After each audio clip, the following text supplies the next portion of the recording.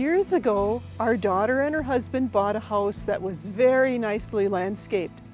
There were unusual shrubs planted along one side of the house, and there was a rock garden area too. The shrubs along the house were rhododendrons, and they bloom so pretty in the spring. I'm Mary Holm, host of Prairie Yard and Garden, and today we are going to meet a lady that loves rhododendrons, plus other unusual plants that she uses to create beautiful and peaceful landscapes.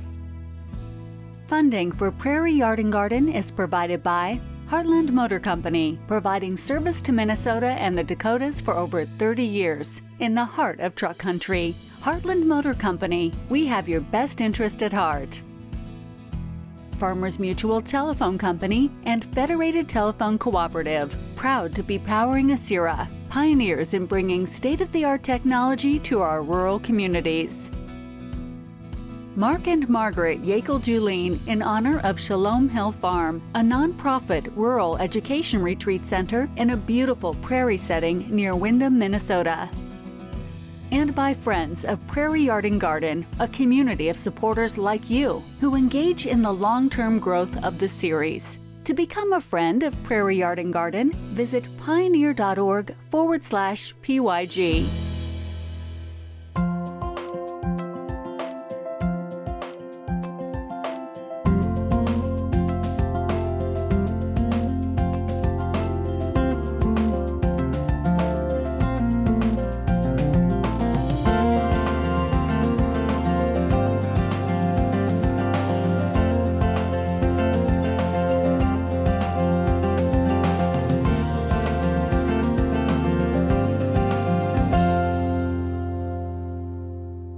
About 10 years ago, I was on a garden tour, and one of the stops was at Gardens of Rice Creek. Betty Ann Addison is the owner, and she was so knowledgeable about plants, especially rhododendrons and alpine plants. She had also just purchased an empty lot across the street from her house, which she was going to completely re-landscape. Come along as we learn about some unusual plants and see how her landscape creation turned out. Welcome, Betty Ann. Thank you, Mary. It's just wonderful to be able to introduce my plant friends to my people friends. Tell us about your background. Well, I grew up on Long Island, and you could grow almost anything there.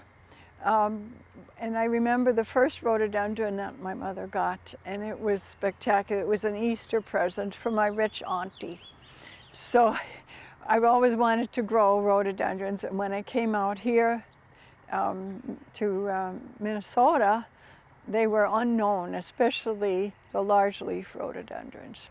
So I've been always trying, so I've been trying for over 35, 40 years to grow things, and now I have a stable of hardy things, and I'm trying to reach out and get some different colors and stuff in them. Now, I had somebody ask me, what is the difference between an azalea and a rhododendron? Well, there's 4 different kinds of rhododendrons. There's the small leaf rhododendron, the PJM, the lavender one that you see around everywhere. And they bloom early, so they're a nice companion with your magnolias and things like that. And then the second kind of rhododendron is a large leaf rhododendron, and they're starting to bloom now. And then there's the Northern Lights azaleas, the deciduous azaleas. They're also called rhododendrons. They're in that same family. The last thing that you would expect is that there are some hardy evergreen azaleas. Neither of those 4 classes hybridize with one another. So if you're doing hybrids, you have to go within those classes. It's a little discipline, but it's fun. Rhododendrons and this evergreen azalea keep their leaves all winter. So you want to keep them out of winter sun, because winter sun it makes a drought situation, because the leaves will transpire and they can't get water out of the soil because it's frozen in ice. So then your rhododendron leaves turn brown, and you think it's some odd disease or insect or something, but it's not. It's just a drought. for a lot of the broadleaf evergreens, you want to keep them on the north side of a house or some building or a spruce tree or something like that so that they don't get winter sun. What kind of soil do they like? The one thing the rhododendrons hate is clay, is poor drainage. You have to plant them in a sandy soil, and you can improve it with compost, peat moss, and bark. But if you have clay soil and you still want to grow rhododendrons, do what they do in Chicago. They get a big potted rhododendron, they plunk it right on top of the ground, and then they fill a berm around it with bark and peat moss and compost so that it drains and it has air. You know, in the soil you have to have just as much air as you have moisture in those spaces in the soil. If you dig a hole in the clay and they improve it with peat moss and stuff, and then they plunk the thing in there, it's drowning. It's in a bathtub because the water collects in that hole in the clay. And the other thing is if you have a slope, you can terrace up the slope like this. See, if you have a clay slope, then you make a terrace with logs or bricks or stone or something like that. And then you fill this area with nice puffy chocolate cake soil, you know, the kind of humusy black soil. You can dig your plants up by hand. And you know, it's a little bit of a challenge, but they're worth it. Should you fertilize them too, or will they get all their fertility from the peat and the bark and everything? Well, you should fertilize because they don't get much nutrition from this organic soil. So we've used this 15-15-15, and it sounds like it's strong, but half of that is slow release. And we use it on everything you see around here, all the shrubs, trees, lawn, flowers, alpines, and rhododendrons. We sprinkle it on lightly in April when the soil is cold and the plants have no nutrition. They can't get nutrition from the soil. So you put it on lightly, and that stimulates growth. So then by June, the plants are hungry. They've got new roots, they've got new tops. So then you can put it on heavy, a little heavier. And then to make sure that the buds are forming on your rhododendrons, your lilacs, your crab apples, all that, you fertilize lightly just before the 1st of August. Because they set their buds this year for next spring's flowering. The fertilizer I use is granular, Mary, so you sprinkle it around and you put it in a circle around the drip line of your shrubs and trees. When should you prune the rhododendrons? Well, you don't really have to prune rhododendrons. I mean, you can prune the small leaf ones. They're easier to prune. So if they have a long sprout, then cut that down. So, but every time you prune a long sprout, then it makes 5 bushes. So that means 5 more flowers next year. So if they're in good light, they don't usually, and see the small leaf ones, they want to be in more light. They could be in full sun. Then the large leaf would want to be in that sheltered spot on the north side. Do you have to do anything for for winter protection? Not if you have the good hardy kinds. And you have developed some varieties yourself, haven't you? Yes, we're working on that. They're not ready for release yet for the most part, but. How long has it taken you to work on these that you've gotten them so far? Oh, 30 years more or less. But now it's geometric, you know, your progress goes like this. So now I have several in waiting. Now, you also really enjoy alpine plants too, and that's not something I know a lot about. Could you show us some of those? Oh, I would love to. We'll go up the hill.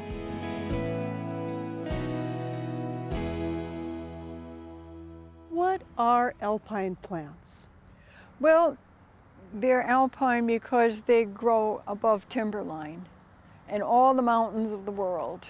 They all have that small growth because the wind is so severe up there. You can't have a tall waving delphinium on the top of the mountain. So everything is small and condensed. What do you use those plants for?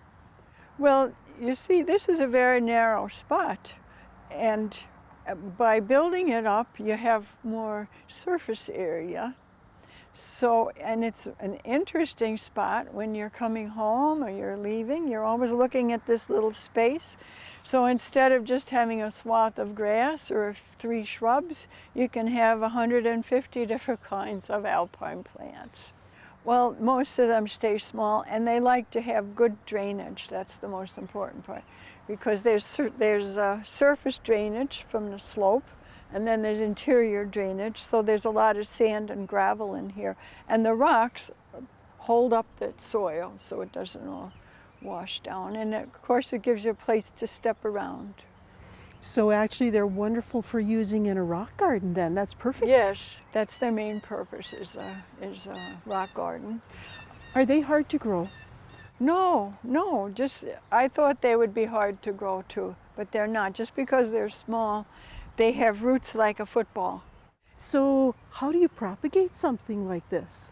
Well, I do a lot in the fall. I tear off little pieces and put it in flats in my greenhouse. And they stay dormant until like January, February, March. And as the sun comes up, then they start to grow, and they'll grow tops, and then they'll grow roots. And then I can divide them up and put them in little pots.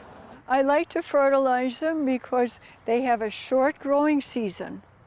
So you want them to flower a long time. So you fertilize them. I scatter that granular fertilizer over it in April, and they grow roots down below the drought line because this is a very hot, dry area. Gets that southwest wind coming across here. So down here we have the hottest, driest, most tolerant plant, cactus. Should tell you something. And that's even considered, it can be an alpine plant Yes, too? because it's a small one. See, it doesn't have those great big ugly pads. And it came from Vail, and that's at 9,000 feet, and it's very happy here. And then there's a lot of phlox. See all the different colors of phlox. They're only native to North America. We like these western phlox because they grow dense. They're a weed excluding ground cover, which is one of my favorite things. And then this little dianthus, look at this. And winter and summer, it's a blue carpet, and then it has these little pink penny flowers on it. And that will rebloom again. So even in winter, we don't cover this because the plants shrink down. So this whole thing is like a coral reef. Everything is condensed. So you get all these textures, and it's interesting, winter and summer. Phlox love the Midwest. So if they're happy, they're in well-drained soil in the full sun. So this is one of our seedlings we call Sugar Plum Fairy. And that little one over, the tiny one, we call that Petty Point. And then this one was from Germany. And then see that little iris, that's from Hungary. It's so cute. Isn't it? Yes, it is. How do you weed all of this? On a Sunday morning, I sit there with my little handy hoe, and I can sit on the rocks. I can even sit on the phlox if it's not blooming. Okay. It's very meditative. I don't mind. And we put down a gravel mulch. But, and every year, if you remove the weeds before they go to seed, you know, you don't have so many. So we used to have worse weed problem, but we keep after it. So the gravel that's in there is not just for drainage, but it's also a mulch that you use for these plants. Yeah, you shouldn't see bare soil. When it comes to the alpines, what are some of your favorites? Oh, I have so many favorites, but Mary, I want you to look at all these different hens and chicks, because anybody can grow hens and chicks. Look at this one is gray, and that one is ruby, and look at those little tiny guys over here. It's just like a little carpet of little marbles. They call that plush carpet. And you don't often think of the hen and chicks as being an alpine type of a plant. Well, that's where they grow. They grow that form because the wind would take off the tops of the plants. So that gets the most sun to the crown. Again, you want to use the north side of a rock to put your special plants there so that their roots are cool and they'll go down underneath there. See? So the farther up you go, the more shady, the more cool it is in this garden. So we have cactus and dianthus and everything, sedums, all down there by the mailbox. I call those mailbox plants. Then you go up here and you can have little forget-me-nots and other little buttercups and things like that. The first thing I want you to know is that there's a channel between the back of the rock garden and the fence so that the dirt is not piled up against the fence to rot it. You have to always give the fence air. So you can't see that's rock, but it could be concrete block or anything like that. See? You want to protect that fence because we built the fence about 12, 14 years ago. Okay. And it gives us privacy. It makes us focus on what's important.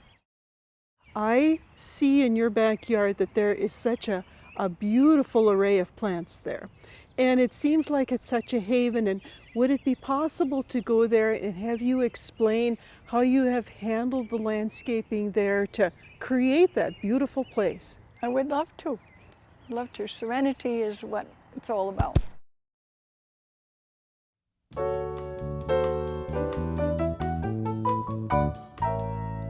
I have a question. I'd like to grow some evergreens, but I don't want something that will get too large. What varieties do you recommend? You know, most people plant the spreading junipers, yews, or some of the smaller arborvitaes, but there's many other great landscape evergreens that grow very well in Minnesota. Right next to me here is a bird's nest spruce. This is a dwarf form of Norway spruce. It's just as hardy as the large Norway spruce. It gets to be a huge tree, it's planted in windbreaks, but it stays very small. It only grows 2 or 3 inches a year and just keeps this nice rounded shape. Dark green color, doesn't winter burn. It's just a really nice, perfectly hardy small plant that require virtually no pruning in the home landscape. We're here at the Dwarf Conifer Collection at the Minnesota Landscape Arboretum, and in addition to the bird's nest spruce, we have dwarf forms of white pine and red pine, even some of the spruces and firs, and these are all in a group of grafted conifers. Somebody found an initial plant in a nursery or a forest and realized that it was just a natural dwarf and took small twigs off that original plant and grafted them onto a normal rootstock of the same species. And it's a little more expensive because they take longer to grow and you have to do the grafting, but the result is you end up with these nice small plants that are really well suited for areas near your home or in a townhouse or in a small lot, something like that. You get all the hardiness and beauty of a full-size evergreen, but with a naturally compact form. Ask the Arboretum Experts has been brought to you by the Minnesota Landscape Arboretum in Chaska, dedicated to enriching lives through the appreciation and knowledge of plants. Betty Ann, this is an absolutely beautiful oasis here in your backyard. How did you achieve this?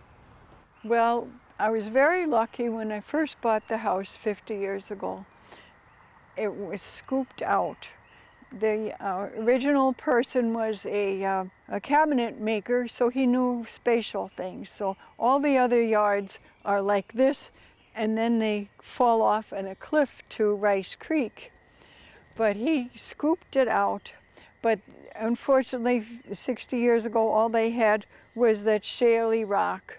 And so it was crumbling. And so when I closed my big nursery, I had a big nursery, and I had these big boulders.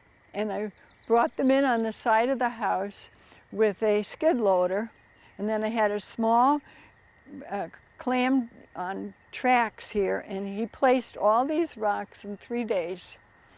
So it was a labor of love. But this is a long, narrow lot, and it's stepped down 4 levels. So there were very few trees here left. This was 12 years ago. We had this weeping white pine over here. But we needed to balance that because we're framing the view so you look at the creek, see? You don't look.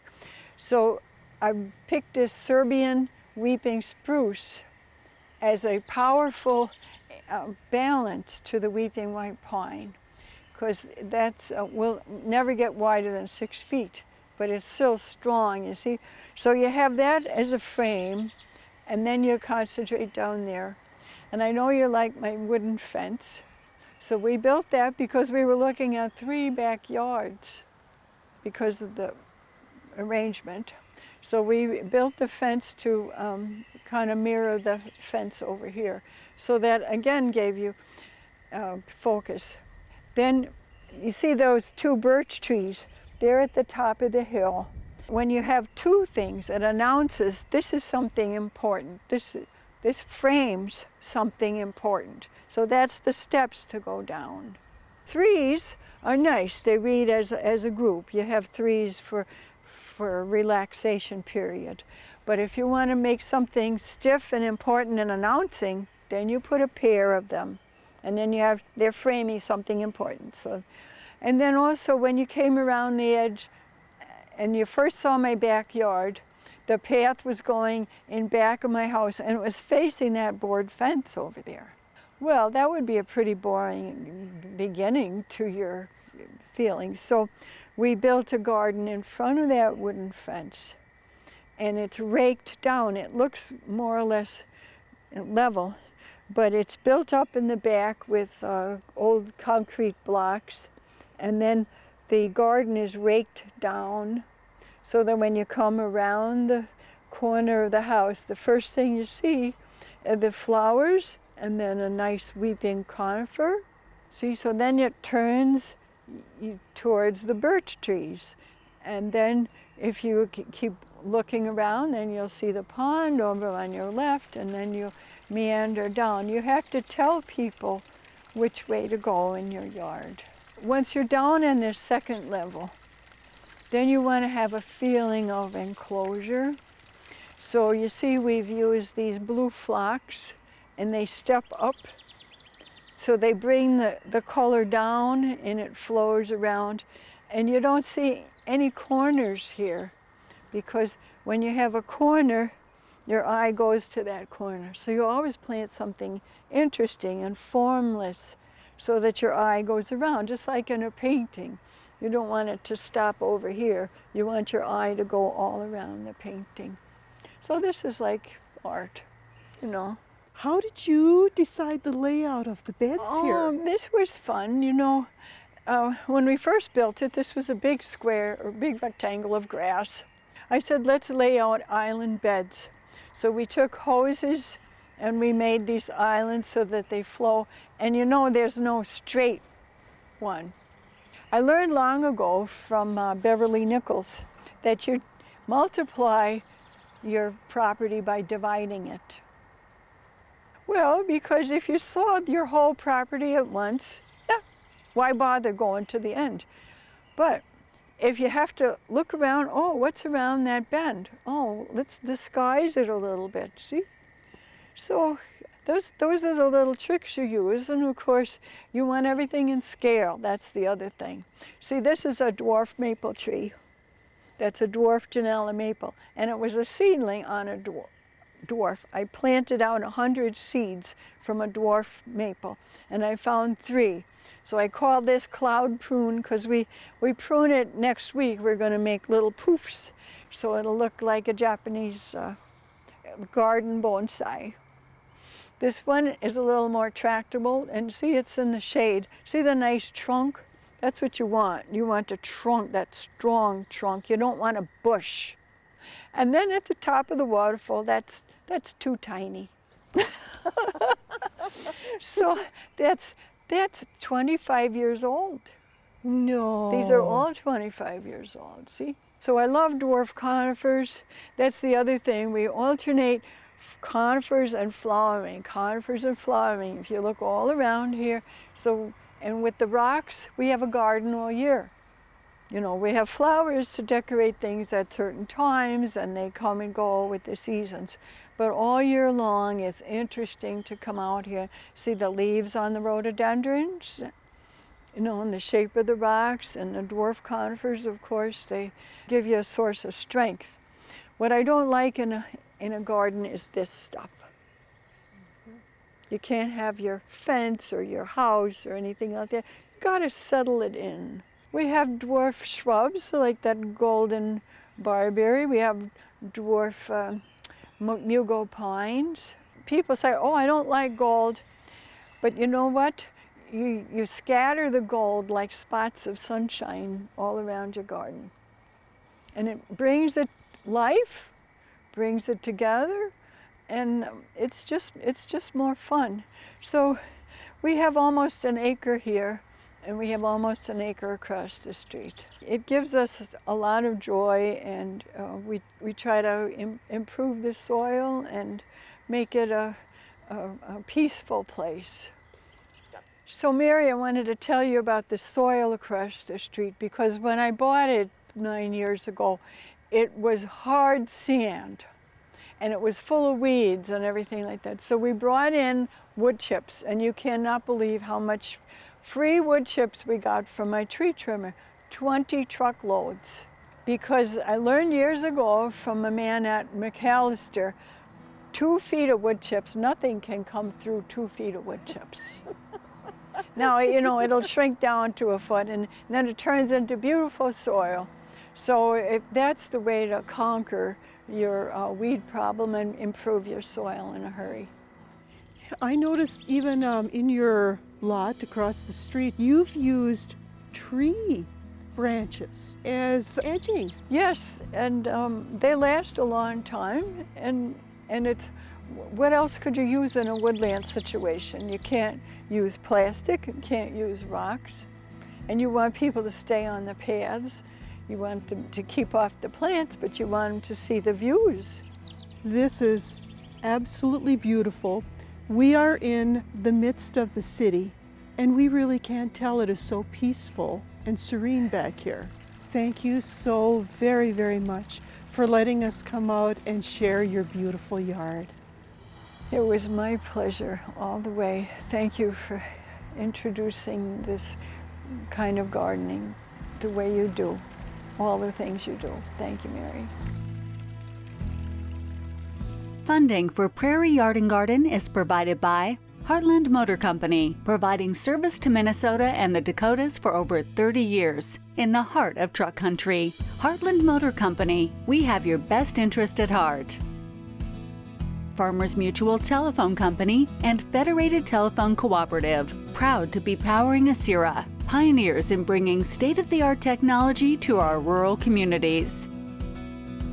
Mark and Margaret Yakel-Julien in honor of Shalom Hill Farm, a nonprofit rural education retreat center in a beautiful prairie setting near Windham, Minnesota. And by friends of Prairie Yard and Garden, a community of supporters like you who engage in the long-term growth of the series. To become a friend of Prairie Yard and Garden, visit pioneer.org/PYG.